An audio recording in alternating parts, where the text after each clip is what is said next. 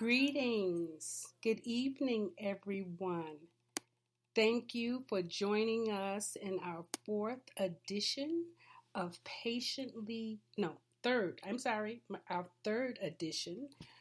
Patiently Waiting for Nothing podcast. I am so excited to be able to participate with you right now and to be present to all of the challenges that many of us are facing, and then just to take one moment of time to nurture you and support you right where you are so that we can actually get through this together. So tonight's conversation is all about meditation and service. But before we get to that, I do want to talk a little bit about why we're doing this podcast. Many of you already know that I wrote this book, Patiently Waiting for Nothing, about 20 years ago, and then just recently dusted it off the shelf and said, hey, let me share this with my community. And I didn't know that this time period would be such that we would need to have that which we are talking about, right? So the first week we actually spoke with Kiana about breathing to center as we deal with the conversation of fear. If you haven't had a chance to listen to that, please go listen to it. That would have been episode number 1, right? And then last week, we spoke with another Master Force coach, Kimberly Purdue, and we were talking about aloneness and how that actually affects relationships. And really, both of those sessions were absolutely filled with gems and a lot of information that would make a difference for you, like I said, as we're dealing with this. So just so you know, there are 27 themes in this book, and we will go through each theme with a different Master Force coach every week. And we will share from our personal experiences so that you can know how we're adapting. So we're not talking theories or anything like that. We're talking about our life experiences. So tonight we'll talk meditation, and then the next session we'll talk visualization, and then we'll talk about time. And then on the sixth session, we'll be talking about affirmations. Okay? So you can find this book, Patiently Waiting for Nothing, on Kindle at Amazon, right? And I think it's about $10, right? We also have coming forward a Patiently Waiting for Nothing website, which will offer you the opportunity to go through some of the processes. So it'll be a lot of information that will give you tools for each of the topics that we're speaking to. And then for those who are with us and continue to be with us, we have a Patiently Waiting for Nothing Facebook page. And so each week we do load information. So if you go over there now, you will find that we have Patiently Waiting for Nothing. We've put up some meditations and more information about meditation so that you will be able to participate, right? You'll be able to actually share inside of the work that we're doing right now. And if there's any questions that you want to ask or any information you want to share, please share it on the Patiently Waiting for Nothing Facebook page. And you can also send us an email there or just reach out to either Teresa or myself. Okay, so now, I really want us to get started for tonight, and I am excited to talk to my dear friend and our Master Force life coach, Teresa. Are you there? I am. Can you hear me? I hear you, Teresa. Thank you. I am so grateful that you are able to join us. Why don't you just start out letting people know who you are, where you are, what you're doing, and then we will get on topic after that. Okay, I just want to say thank you, Moot, for having me tonight. I feel honored and I'm totally humbled by this invitation. It's such an honor, really, from all the teachings and the trainings that I got from Master Force, and you were such a pivotal part of that. So I just want to say thank you. So let me get that off my chest. You're welcome. I love you, girl. Yes. So I'm currently in Puerto Rico. Yay! And I took this journey, I would say, 4 years ago, and you happen to have made that journey with me the first time I actually moved out here. My parents were both born here, and my dad moved to Chicago in the 50s to give his growing family a better life. So I'm number 11. So I come from a tribe. I tell everybody that. And I have two beautiful children, or should I say master teachers, who came to raise me up. Yeah. Stephanie and Destino, and my three beautiful grandchildren, Maceo, Salu, and Simpson, my baby. He's just a chunky little thing. I love him to pieces.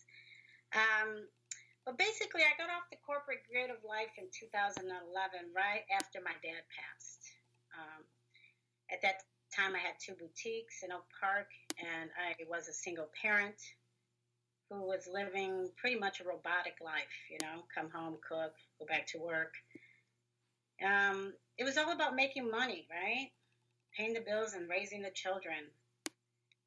And once the housing crash happened, thereafter my father passed, and my boutique started suffering at the same time. So I started dumping money into my stores, keep them going. And then, I remember asking my mom to help me to pay my taxes 1 year for my business. And I said, okay, this is not working. Time to hit the reset button, figure it out. And I tapped into what was really important. I mean, I was truly burnt out, falling into a depression at the same time. But my customers kept calling me to come to their house and help them with their closets. And so I started a closet coaching business. But in that process, I saw something strange, and it kept happening over and over. And these women were having a hard time letting go of their clothes. To a point, some had tears in their eyes. I'm like, what the heck is going on? Never saw anything like that, because I was always selling the clothes. So I reached out to a dear friend of mine, Jesse Garza, who's doing it big in New York. He's written books. We went to high school together. He was doing Oprah's Closet. So I called him. He was in New York. And I'm like, yo, what's going on? I mean, what is this? I thought this was going to be easy, because I love fashion. And he was like, listen, this job is very challenging. So every Sunday, I want you to start watching Masterclass on Sundays. And I started watching that, trying to understand it. And what I started understanding was that the women's soul was in their closet. Like, that's where they really come from in this process. So I was like, wow, that's pretty deep. How can we be so attached to things? But that's how it was. People were very attached. So I just decided, you know what? I'm just going to step back from this and figure out what to do next. Because that was going to be my bread and butter. I mean, I had plans, right? As a businesswoman, I always had my plans. Right. But nothing was coming from it. So I knew that I had to get educated in it. So I thought about coaching. I thought about it, but nothing came out of that until I met you on Facebook, and you told me what you were offering in your educational program. And I was like, girl, I mean, you were godsend. You remember the first time we met? I do. I think it was doing an Ignite Your Soul Connection series. Yes. That's correct. And I went to see you, and before I left my house, my spirit said, you have to bring her a gift. Do you remember that? Yes. I came to the house and I bear gifts. So that's just, God's confirmation. Then that's how it happened. So here we are 9 years. I mean, that was 9 years ago, right? And oh, my goodness. After that, I decided most recently to delve into getting certified as a Reiki master, because I wanted to connect with that energy inside me. The energy that says that you can heal yourself through breath, or you can heal yourself by, okay, getting off of this circle of craziness that you're in. You know what I'm saying? So I just thought that would be the next step for me. And so I became a Reiki master here in Puerto Rico. I started in Chicago, and then I came here and I got certified. So, I mean, that's basically what happened. So here also, I was supposed to finish my book. I was supposed to start my book. So basically, in the journey that I was taking, where I was letting go all these physical things around me, and I started to grab onto spiritual things, the instructions were that I needed to begin the book in Puerto Rico. And that's exactly how it started. So I came to Puerto Rico to start the book and finish it here. And in between that, my mom passed. I went to Chicago, stayed a year with her, which was the best gift ever. Anyway, so 2018, while I was here, Hurricane Maria happened. So that devastated the island. It just devastated the island. And after checking to make sure I'm okay and the house was okay, I just started going out there raising money and assisting the people, my people.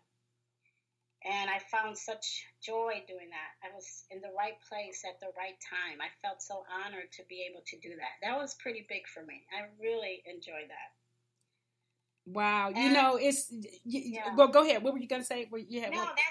That's fine. Go ahead. Yeah, you know, Teresa, as you're talking, I'm looking at how interwoven our life has become, because I remember when you came to my house to help me do my closet. Do you remember? Yeah, you were one of them. I was one of them, because when you talk about women, I was like, oh no, you can't throw that dress away. That dress is 20 years old. I got that dress from Angie. What did you say? And I said, Monica, come tell her not. That was so funny. Oh my God, you were one of them. That was so cool, though. Oh my God! And you took out 5 bags. I remember thinking, I didn't even think I had that many clothes. And you throwing away 5 bags. Yeah. And then we found your great books. Remember all the books that we pulled out? Yes. So I'm glad that you brought up the closet coaching, because it is a service that is so needed. And when you said that women have their soul in their clothes, oh my goodness, isn't that the truth? I mean, it's just so, it's real. And we really have to start looking at that attachment and start doing small things, you know, to move away from it. So, you know, at some point we'll have to have a whole nother conversation around that, because that is an awesome service. You know, I hope you don't get too busy where you can't do that. So, you know, just thank you. And then the other thing that I was going to say is that I was there when Hurricane Maria was about to hit. And I remember being scared to come and tell you that we were getting on the plane. Yes, you did tell me you were going. I said, okay, I got that. I was like, oh my God, we're going to leave her here? It's like, I got that real clear. Yes, right. Shalani was like, well, they have 2 seats. If we getting on there, we have to say yes right now. So, yeah, that was, and then to watch how you just really became of service to the people there was just so amazing.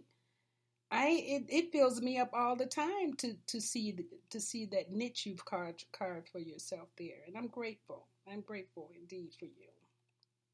So, yeah, okay, you know how I get moved to tears. Okay, so let's now.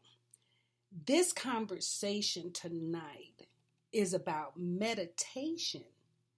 And then we want to look at it in alignment with service. So why don't you go ahead and tell us how you have been affected by meditation, and maybe give us a little journey about how you got involved with it. So I learned it in church, girl. I mean, I read this scripture. And it read, keep this book of the law always on your lips and meditate on it day and night so that you may be careful everything that is written in it. Selah. And when I read that, I was like, well, I don't remember really being taught how to meditate in church. I don't think we've ever stopped to just not listen to a pastor speak, not listen to anyone sing, but just to be with yourself and with the Creator, one, the light inside of you, like what we're being taught in church, but we weren't practicing it. So I didn't know how to. So I was told by church people that, be careful. You might invoke some bad spirits. So I didn't mess with that because I thought I was going to go into the other realm and not come back, or come back my leg dragging or something. So I was like, So, I mean, that journey in itself had me curious. Okay. So, I started so right after my dad passed, well, before my dad passed, it's in my book. I wrote a book about this, and I wrote a book about everything in it. And I went to Lake Geneva with some friends, and my girlfriend and I and my other girl, we decided to walk to the river. And once we were there, she said, "Let's meditate." So I was like, "No, okay, now, girl, let's see what you trying to do." So you weren't only hesitant, you were afraid. Girl, I was scared because I'm like, I don't know what this girl's gonna bring in this space here right now. So we're outside. So it's beautiful by the river with the bench. Perfect scenario. And I said, cool. So I sat there. I had my little eye open.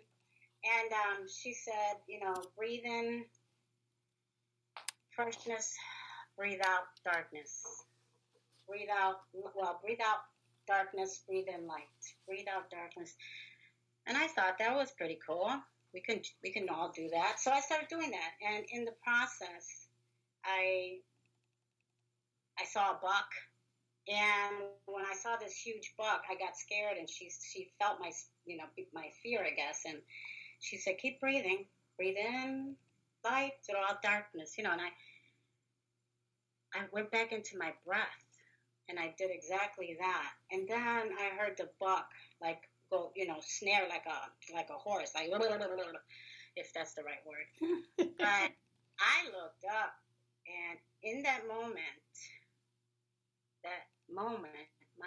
the spirit told me that was my father's last breath. He was in the hospital. He was in bad shape. I left him because my sister said that go, because I was with him for a whole week straight. Wouldn't leave his side. But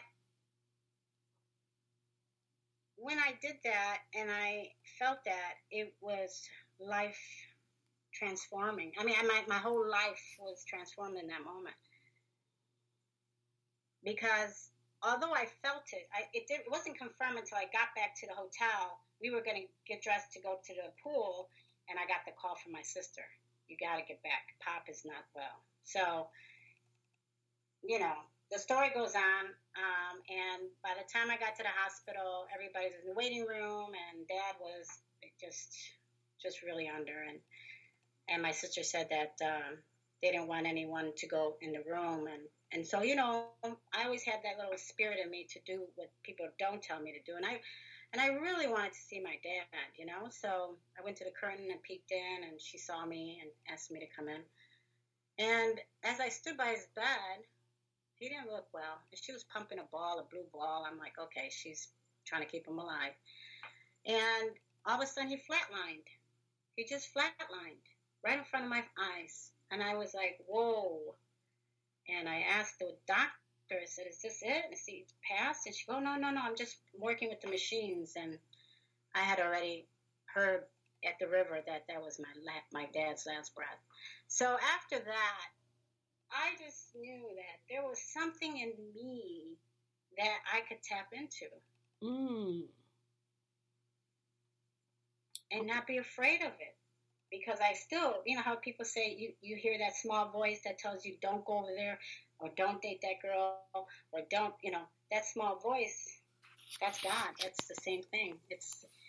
It's whatever you want to call it, but it's definitely light. So you could hear a couple of things going on inside of that beautiful story you just shared with us, because the whole thing about the animal spirit and water, while you're meditating, it's real, right? Yes. Yeah. And so that gave you access to release the fear of meditation. I mean, it's almost like it was like non-existent after that. Yeah, girl. Yeah. And so 6 months later, I mean, I was a mess. My dad's death really just took me for a curve.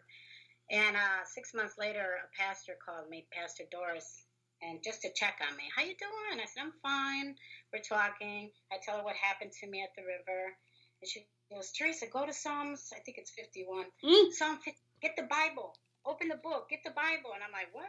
So I went, and when I got the Bible, it was exactly that. The buck was crying for God to take him, like that oneness with God. Wow. It was, I mean, it was intense. Wow. Girl, that was intense. I was like, okay, Lord, what are you doing with me? This is beyond me. These experiences that I'm having are beyond me. That's beautiful. I mean, it's so affirming, though. Even though you say it's beyond you, it's just affirming. Yeah, I guess I mean that my brain couldn't wrap itself around it, because this was spirit. This was spiritual. This had nothing to do with the brain. Mm-hmm.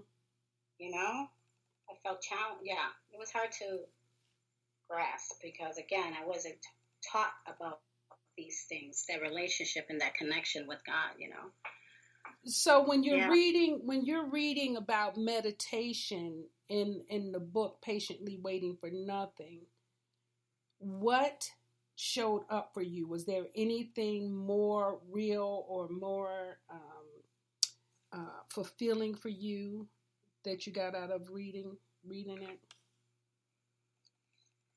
I would say it definitely,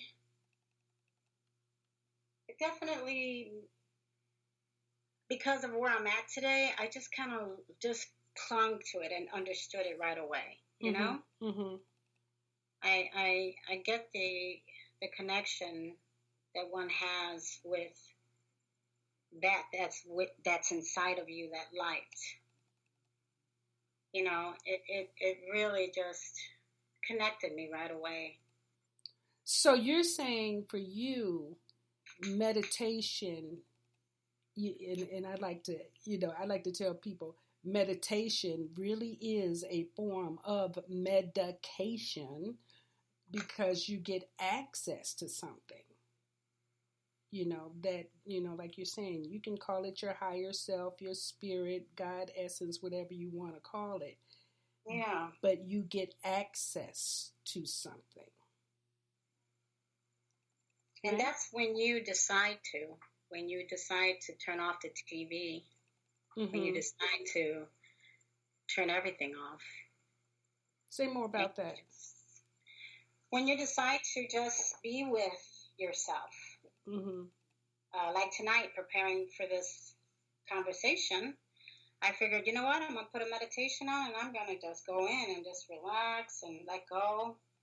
And I swear, as soon as I sat down, no, my spirit said, you're going to sit here. Yeah, you got to check yourself. How you feeling? Are you nervous? I was like, yeah. And you got your water? I'm like, okay. You know what I'm saying? Like, it's still, even with that, deciding to put something on to listen to, I couldn't hear myself. Yeah, that's really good, because there's one thing to be with yourself, and then there's another thing to be still and quiet. Yeah. And then things show up in that space, doesn't it? Yeah, because first of all, you're shocked that you don't hear anything. You're like, dang, what world am I in? What world am I in of silence? Whoa, where does this come from? Yeah. And who am I in that silence? Yeah, that shows up too. I'm looking at the quote here. The quote for this section is, in this moment, I welcome silence, stillness, and divine guidance. In this moment, I welcome silence, stillness, and divine guidance. And I think you spoke to that earlier when you said sometimes we're busy and we can't hear that small voice talking to us because we're too busy. And that's where the divine guidance come from. Yeah, and the time is now for many of us. Mm-hmm. It's almost like God is the universe. God united in one verse. God is united in one verse. He's the universe. Is calling our attention. You know, like, what's your gift? What's your gift? Mm. Really? You sing? Okay, well, I don't hear you. What's your gift? Oh, I love to laugh. Well, come on now. Tell us a few jokes. Get on, What's your gift? What you've been sitting on? Yeah. That's great, Teresa. That's a great transition over into the conversation of service. Like, how can you use your gift to serve your people? Yeah, that's great. Yeah, it is great. It is great because, doing this wonderful service, I started with my partner Land and Heart Project here in Puerto Rico when I moved here after Hurricane Maria. We had done so much in giving, and I actually broke my ankle in the process coming down from giving. Well, that's when I had to sit down and Spirit's like, okay, are you tired yet? Right? So that's when I really started to really look at what are you really doing? And my donor that I'm grateful for today, Steve, and I had coffee, and he said to me, all right, so you took care of that, now what? So it was really powerful to think, yeah, now what? What can I do? I can't keep giving people stuff because I know they don't need it. And when I started to think in the bigger scope of things, I started to see that the farmers were affected. When Hurricane Maria came, I mean, it took over 10 million trees. Wow. That's a lot of trees. That's a lot of trees. Oh, a lot of oxygen off the planet. Girl, and now we're dealing with earthquakes. I looked at my washing machine. It was halfway in the middle of the porch back here. Wow. I had a big one the other day. But, just dealing with all of that, I knew that there was a bigger picture. So I met my partner, April, in one of the brigades that I had. Some people from New York stayed with me, and they were like, oh, you got to meet this girl. She lives in Guanica, which is 10 minutes from here. So I met her, and she was speaking the language that I was thinking about, everything that I've been researching. And she said, we have to help the farmers. And I said, wow, I'm talking that same language. We need to connect. So I ended up coming back to Chicago, got a job. I went to Jerusalem, Israel to film a movie. And we kept in touch. And I came back here, and we just started going at it, forming brigades, volunteers coming in and spending time at the farms and helping the farmer, clear land or build a fence. Or one farmer asked me if I could hold her baby for the day. She was like, do you mind? Aww. I just want to go swing that machete. I'm a farmer. I was like, wow. So I was really learning so much. I saw this 3-year-old with a machete and his little rubber boots, and I'm nervous, and his father's like, no, it's going to be okay. And I'm like, shoot, what 3-year-old has a machete? That one? Yeah, exactly. So I just started to experience some amazing connections to who I am, and, why my parents were so proud of being Puerto Rican. Wow. It was awesome. So, And so, yeah, go ahead. No, I love when you ask. Go ahead. No, I was going to say, so inside of this space, though, I mean, because this is all new, right? I mean, Right, yes. yeah, right. You're learning, not only are you learning about farming, but you're learning about the people and you're learning about yourself as well. Yes. That had to be a little overwhelming at times. Yeah, it really was. And at night, I would just, or when I found the moments, I would either lay on the hammock or I would just go to Mother Nature, which was right there, and just stand there and go to the river. And I just started opening myself to Mother Earth more in the process. Mm-hmm. So I just really started getting the love that's available. That I don't have to be so hard on myself in life and trying to make ends meet and trying to do this and trying to make this appointment, trying to do that. But to be of service and to really connect with Mother Earth and my roots, because I'm Puerto Rican, was truly a blessing. So in that process, we've created an amazing organization. We have board of directors now, and we're moving forward. We're moving forward powerfully. Now, I will say, where does the meditation come in, right? So for me, through that process, there are many challenges that come against me, that have come against me. Mm. And so much so that sometimes I just want to say, you know what? I don't need this. I can go do my closet coaching, or I can go create something else. Do Reiki. I can do. Yeah. Right? But Spirit always reminds me, you know what? I brought you this far. What is the focus? What is the goal here? You've learned how to meditate. You've learned how to handle these situations. You've learned what can you do for yourself that you can just go forward? Yeah, good.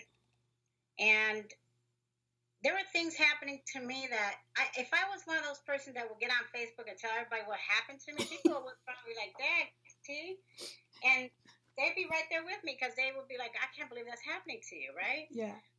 But I've learned to, instead of talking about it, like women, we get on the phone and talk to people about it.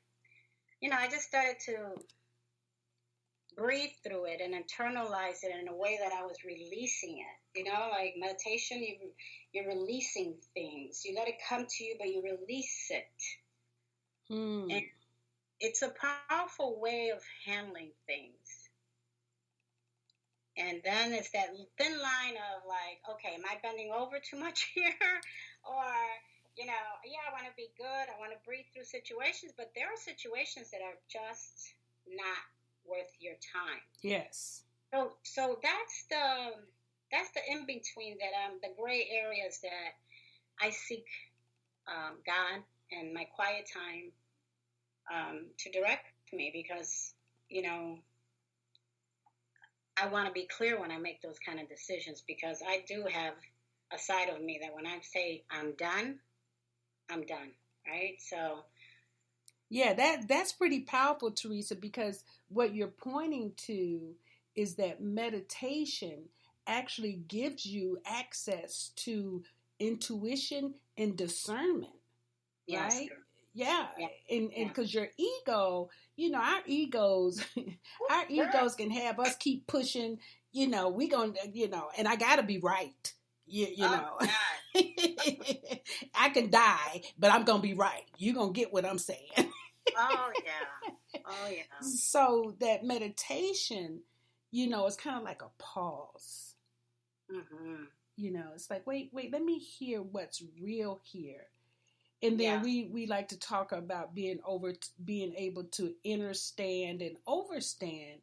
Again, meditation gives you that full spectrum access.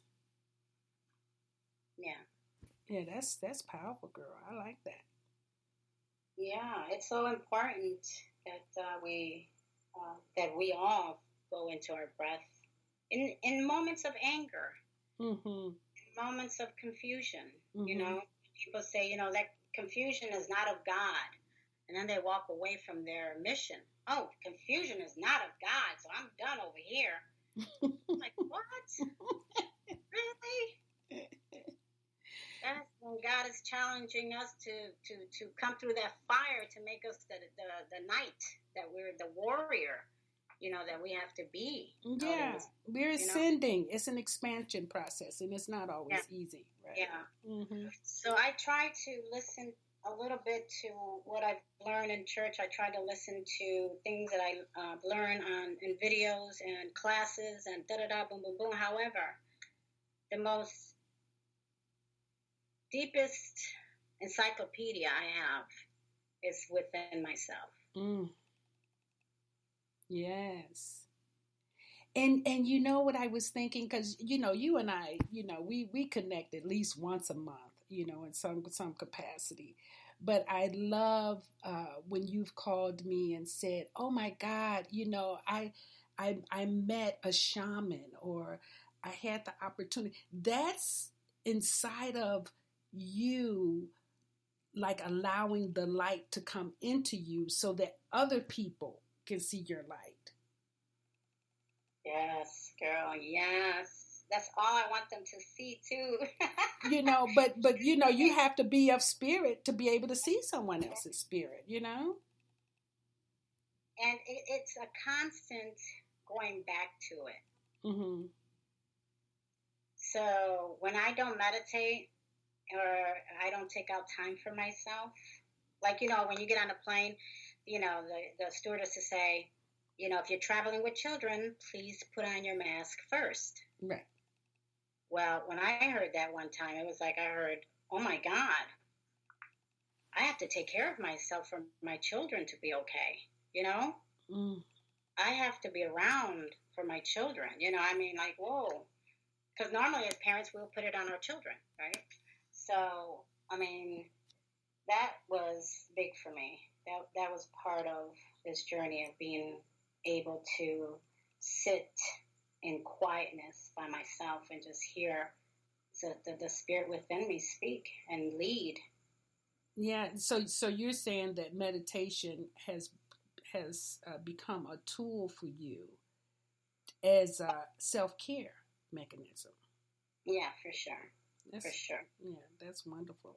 And going back to the Tainos, when I started to seek them, because when I got here, I just had this desire to meet my Taino brothers and sisters, but I had a desire to meet the masculine Taino man, right? Mm-hmm. So somehow it happened. Someone told me about someone else, and I went to Utuado, which is like the pulse of Puerto Rico, with the heart. It's where the Tainos would run to when, the Spaniards would come. And I met this shaman there, and Waiti, I should have told him I was going to be on tonight because now I feel bad. But that's my everything. He is everything to me. He has shown me what being a Taino is. And, Cacique Martin here in Guanica. These are warrior, masculine Taino warrior kings out here. Now, the Taino, those are the indigenous people of Puerto Rico. Is that right? What are you?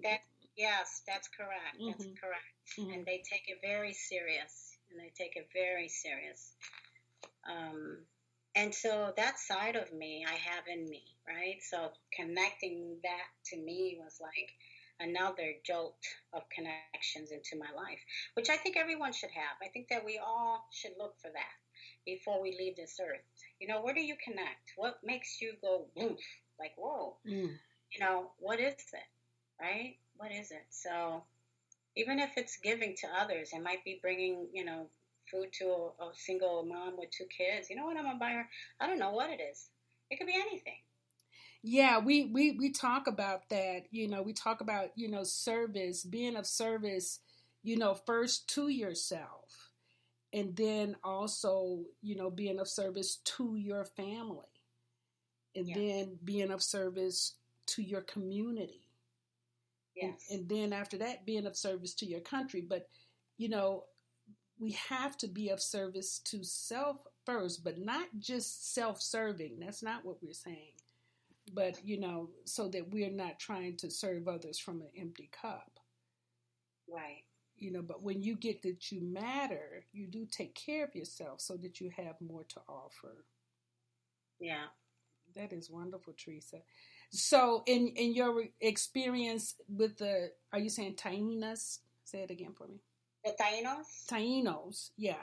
That's kind of like, is that a spiritual community for you? Oh, definitely, definitely.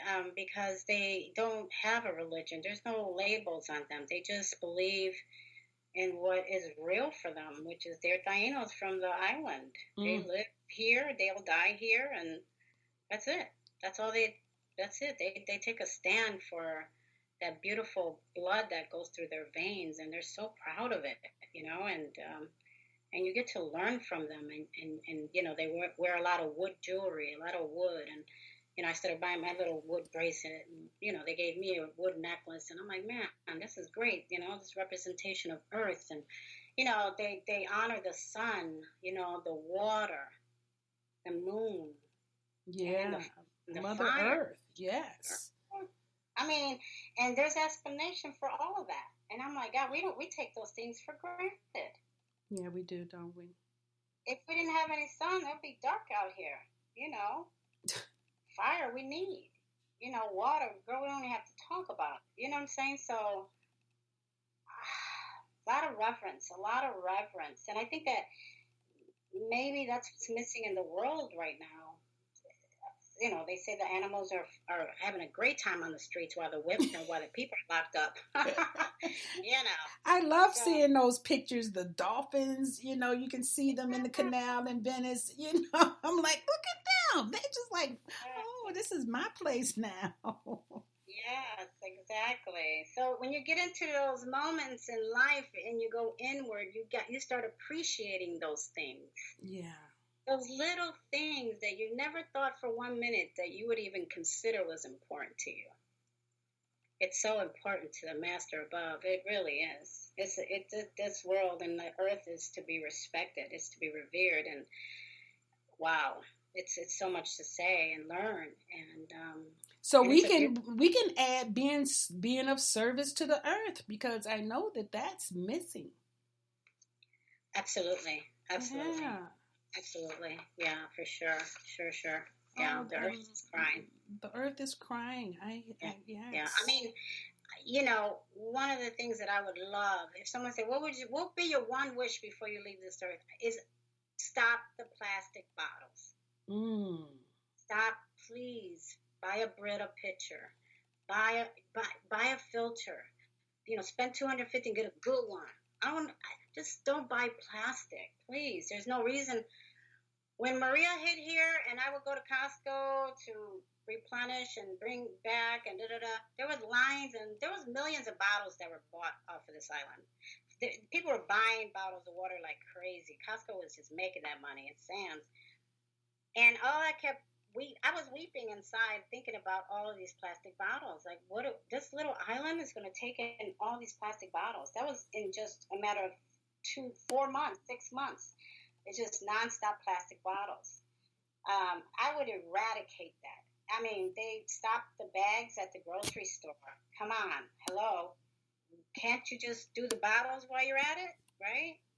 So it must be a big money maker for these people that are selling it, but I plead with the world to consider getting a water filter and stop the plastic bottles, because it's killing our earth. It's killing our earth. So that's just my 2 cents on that. But no, that's fine. I love that, because I do remember when you were doing fundraising and you wanted to buy the water filters or the parts, and so you could show people how to make inexpensive water filters. I mean, that's wonderful. Yeah. And we're just starting a program here where we're going to be catching rainwater for the communities. We're partnering with an organization in Pennsylvania called Oath, and they take care of the homeless people, and they're doing an amazing job. Powerful man of God over there doing the do, girl. He's doing it. And so we are committed to doing that here in the island, because the people don't get the water that they need when these tragedies happen. We've had some major stuff happen here, right? So they don't get the water up there. So those are the areas that we want to start with. We want to impact those areas, and put these. It's going to be, the only way I can explain is like having a big old garbage can, a huge one, and then putting a filter in there, and having a spout, and the community will always have water. There's no reason why we're not collecting rainwater. That's another thing that I just don't understand. Yeah. So, I used to worry about what shoes I was going to wear or what designer I like. I love Prada, okay? I'll just say that. I love Prada. And with glasses, with sunglasses, and with purse. But now it's you used to crack me up. So that's what we're committed to, and that's what's up. I think that I think we all can just start to go inward and start creating a world from within. So Teresa, I want you to make sure that you put the information about the project you just spoke, either send it to me so I can put it on the Facebook page, but I want people to be able to follow this process. I think that's amazing. That's just awesome. Thank you. Thank you so very much. I really appreciate it. And I do that in honor of my dearest friend, Dr. Virginia Bishop, because I talked to her about this. Mm-hmm. And she decided to leave the earth. She's with God now. But she loved the idea. She was like, wow, that's great, And she's always been my big sister. And it was, just now that it's starting to happen, I think of her. And I'm like, oh, this is so cool, So, we can't wait to that moment where we're not here to do something, right? So we have to look around us and see what we can do better for the world and for our families. So that is wonderful. So so I'm listening to all of the ways that you are using your gifts. So you're writing a book. What's the name of your book? Homeless Mind. Homeless Mind. And when are you going to bring that to market? Well, any day now.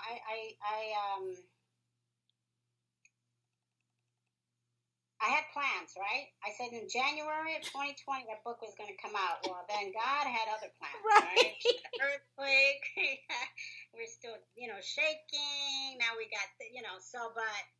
So maybe fall. Fall is always a good time. So, but it'll probably be this year, though, right? Because it's just about done. I know that. So it's done. Yeah. Trust me when I tell you, it's already there, and I definitely have to release it because I could keep polishing it, but it's starting to lose its rawness. Yes. When it originally happened. So it's called Homeless Mind, and when I read your book, I connected that. Do you get it? Do you get that Homeless Mind represents your book and the fact that these two women came together, Helen and Bobby? I can see that. Homeless and Mind? Yes, I can see that. Wow. And I didn't know you 20 years ago. I know. I just saw that a moment ago. I'm like, wow. So. Yeah, and I know when I actually had the book printed, I lived in Chicago, and I took, I want to say about 30 books, and I gave like the homeless people in Hyde Park in downtown, because those were places that I frequented. And I would give each one 3 to 5 books, and I told them one is for you to keep, and the other 5 you can sell or give away or do whatever you want to. But that was I wanted to honor the homeless, and I've been homeless, so it's not like that. I think they serve a sense of heroism in us, because they walked away from something and took a stand for something else, and most people don't get that. So I wanted to connect with them with that book, and you just brought that full circle. That's beautiful, Teresa. Yeah, and the reason that I loved it was because one of my best experience was with a homeless man when I had my stores in Oak Park, and he would come in the mornings and help me. He would sweep or whatever, And I remember that the police came into my store to say that the neighbors were complaining, the business owners around me, because he was doing that. They didn't want him around. And I looked at that cop, and, that Puerto Rican comes out of me real easy. But I was like, you can go and tell them that they can come help me too if they like. Okay. I'm like, I don't understand, officer. What does this gentleman helping me have to do? Who are they? I just was like, but it didn't faze me what he was saying, because he was homeless. Like, this homeless person can't be in this neighborhood. So he left. He put his little tail between his legs and left. I wasn't having it. I'm like, good for you. This is a human being. Yes. And he needs to be respected. And if I see him today, which he's still in Oak Park, because I saw him last trip, and I'm like, he likes being this way. Okay. I said, Maurice, how you doing? Hi, Sister Teresa, how you doing? And he always just welcomes me with such loving arms and heart and soul. It's like no one says hi to me like that. Yeah. You know what I'm saying? Yeah. That reminded me today I made cookies and banana bread this week, and so I have a homeless guy friend. He's not my friend, but every time I walk to the library, I see him on occasion. And for the past couple of days, I've been trying to see him. So I finally saw him, and I had this gift bag, and I had cookies and banana bread and mints. Wow, I know. And I told him, I said, and if you want to throw it away, I don't have a problem. I said, but I never have cash because I don't carry cash. I said, but I have all these coins. I collected all, the coins in my room and put them in a plastic and gave it to him. And but my heart, I just wanted to let him know that he mattered. I just wanted to extend myself like that. Yeah, and it wasn't anything really, right? But I just wanted to. And he smiled. He said, every time you say hello to me, that makes my day. So isn't that something? That's all they want. But people don't even look at them like, oh, you ain't getting my penny, or you're not getting my money. Yeah. But that's not what they want. They just want you to look up at them and give them some eye-to-eye contact and smile. And that's it. They're happy. Because could you imagine living without love? That everybody's looking away from you? Yeah, well, I've had my life. When I was bad, I had people looking away. But they like you again, so yeah. Yeah. Okay, so wait, I was talking about all the ways you contribute. So you have your book, and we're going to expect that by, before the year's end. And then you also have the Land and Heart Project. What do you have going on there? So we're, like I said earlier, we are really just putting the water systems up right now. Oh, right, the rainwater, right. That's what we're doing. I mean, that's the number one thing. We can't do anything right now. We obviously can't have people coming together and doing brigades and helping farmers, and but we can put systems in place that would allow for Puerto Rico to move forward. I'm very proud of my mayor here. He's doing an exceptional job through this process. Oh, wow. He put like little water machines outside of businesses that are open. So you have to wash your hands before you go in. You got to wash your hands before you leave. Yeah. So I'm just like, this is pretty cool. So we have a forward-thinking mayor, and this is just, we'll start here. We got Guanica next door, and then Guayanilla. But most importantly, we really want to find the areas. Right now, we found an area that needs our attention. It's a community. It used to be old school. It's just sitting there with nothing in it. It's just a mess. But it has great opportunity. It has a kitchen. So I want to do a pantry in my parents' honor, in their name, and I've been wanting to do that.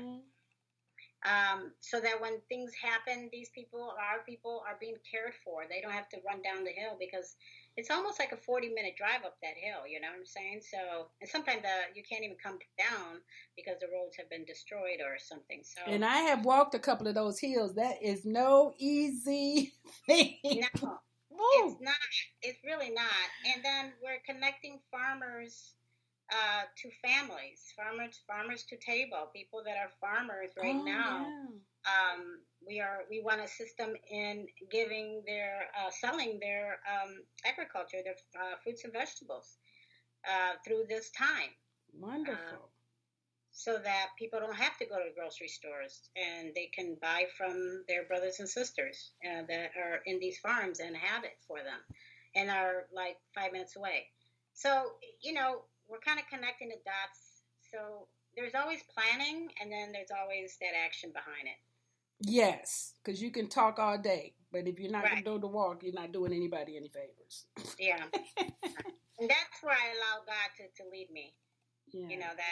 That anytime I find myself getting egoic or edging God out or, being mean, because I catch myself. Mm-hmm. Then I just say, okay, you're not taking care of yourself. You're not eating right.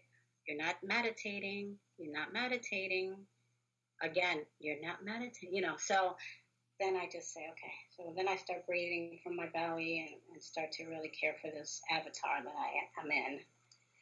Wow. The spirit that dwells in me. So yes. Yeah. That is so wonderful, Teresa. I'm just delighted that we've connected and you've expanded my global presence on the planet, you know? Wow. I told somebody, I said, as soon as we get out of hibernation, cocooning, or whatever metamorphosis we're going through, I'm getting a ticket to the beach. Yes, girl. That's really destroying our spirits not to be able to go to the beach. Oh, This is. Well, I think it's making us appreciate it. It's really making us honor that part of ourselves and then to also want to be in awe of taking care of it. Yeah. That's right. That's right. So it's a give and take situation. We need to take care of the earth and the beaches. Yeah. I mean, even like when you get into, I'm going to go back to the breath. And even when you go into meditation and you start to realize you've been sick with the flu or you start to get this backache or there's been some kind of hip action going and all that. And that's when spirit is speaking to you, right? That's when you stop and you start, eating the right foods and eating your ginger or whatever it is that would take you from where you're at to where you need to go. Yeah. And that's really done through the spirit realm, the voice in the meditation speaking to you.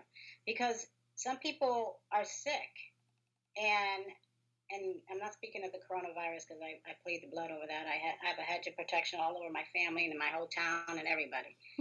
But when we get sick, our bodies are speaking to us. Yeah.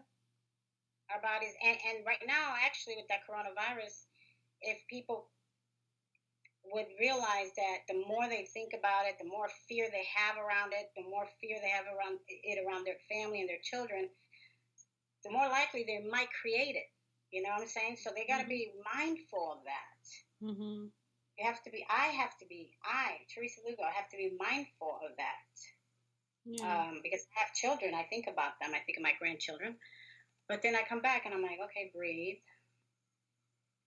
God has got them. You don't have to worry about nothing. You have to trust. You have to breathe. So. Yeah. No, what you're saying is real. It's real because there has to be a balance. You anything that you obsess about, anything, it's going to come to you. So you might as well obsess about millions of dollars or something. Put some music on, right? And dance, or I do my little Zumba, girl. I'm getting it out of my body. Nope, you ain't sitting up in here. You're going out. Yeah.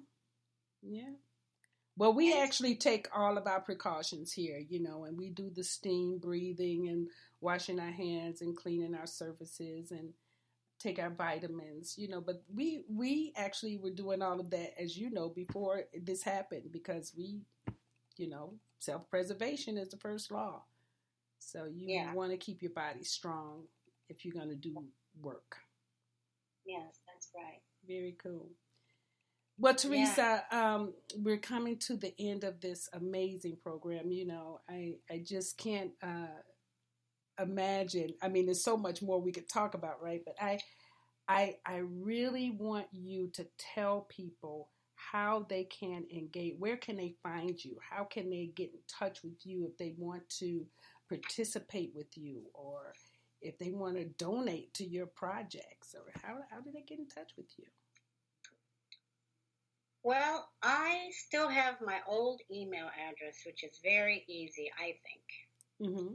And it's Closet Coach 2012 at Gmail.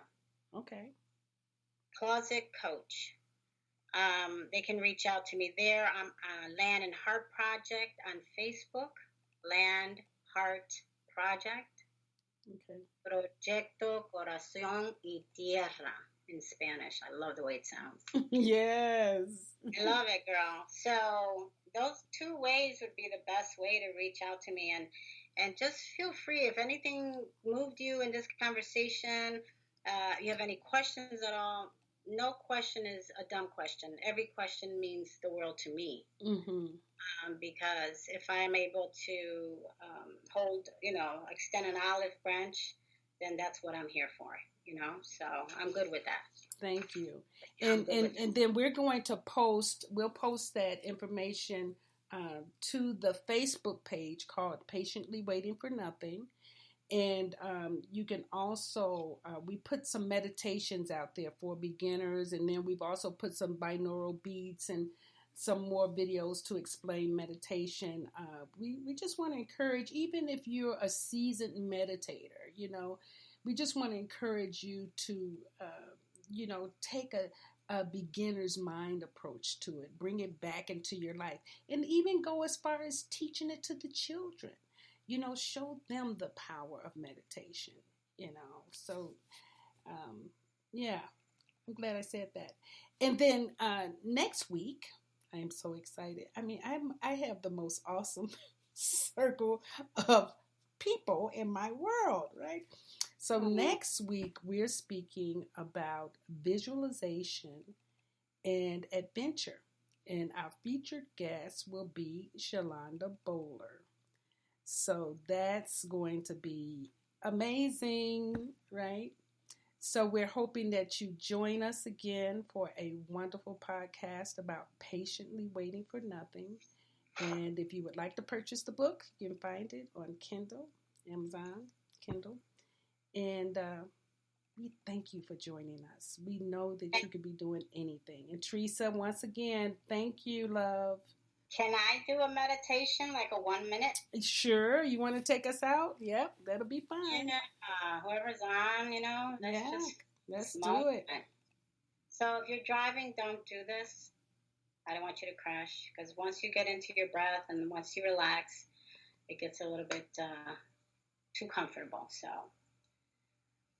but I just want, if you're sitting down, with your feet on the floor, you put your hands on your knees, and flip your hands over as if you're about to receive something. You let your palms just dangle up in the air, expecting some wonderful gift.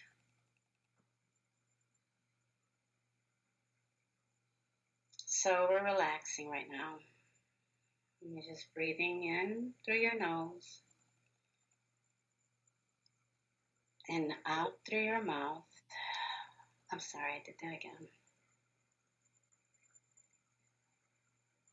Don't try to relax. Just be with it. Whatever, just be with it.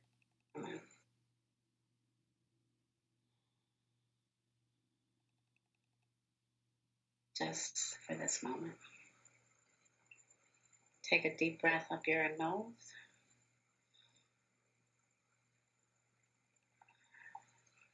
And release, release, release. Squeeze your belly, let it all out.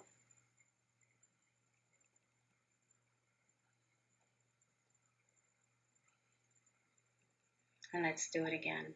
Breathe in through your nostrils. and out. And become aware of yourself, not your conceptual self, but that energy that flows within that space of nothing.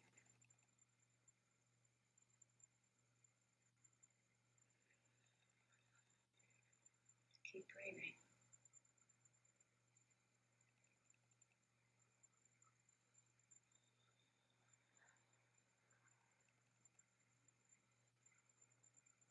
And if you have a light above your head, just look up and let that light shine through you from your crown all the way down. And breathe deeply. And release, squeezing that belly tight.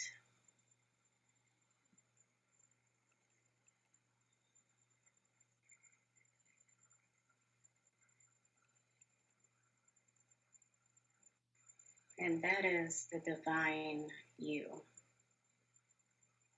With all your answers are.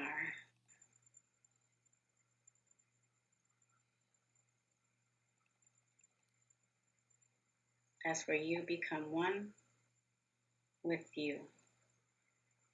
The little G, the divine self.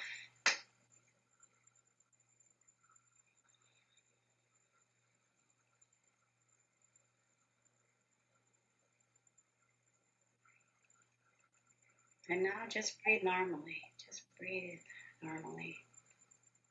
Bring your head back down.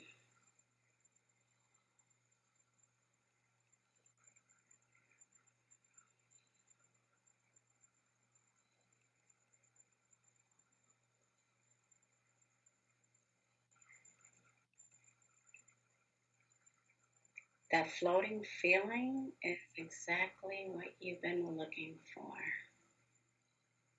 Just being one with nothing. Don't think about nothing. Don't have to come up with nothing. You don't have to do nothing. Just be. Just be in this moment.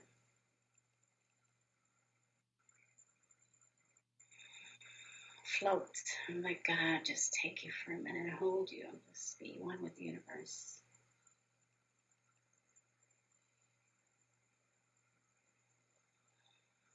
Let it go. It's going to be okay. It's all good. It's for our higher good.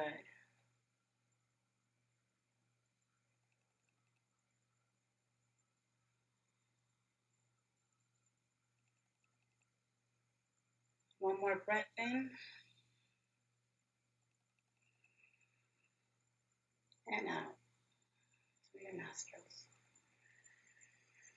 Squeeze that belly. Let it all out. All of it. Don't save anything in that area. There's sacral, that area, your belly area. That's a sacred area. Let it go. Just let it go.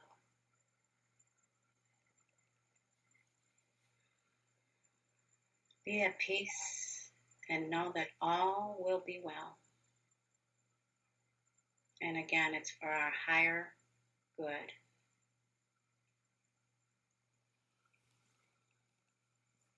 Namaste. Namaste. The God in me honors the God in you. Have a wonderful evening, and thank you for allowing me this moment.